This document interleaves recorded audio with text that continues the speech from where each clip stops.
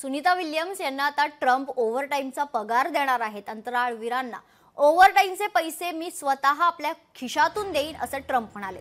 त्यांनी जे काही सहन केले त्यापुढे काहीच मोठं नाहीये।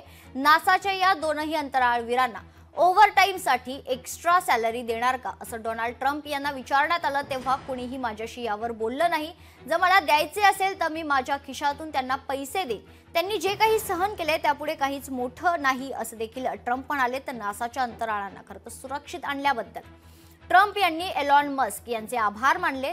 जर आमच्याकडे मस्क नसते तर या अंतराळवीरांना आणखी खूप काळ तिथे अडकावं लागलं असतं। एलॉन मस्क सध्या अडचणीच्या काळातून जात आहेत। मस्क यांच्या टेस्ला कंपनीच्या शेअरमध्ये 15% घट झाल्याने त्यांना 4 लाख कोटी नुकसान सहन करावं लागते।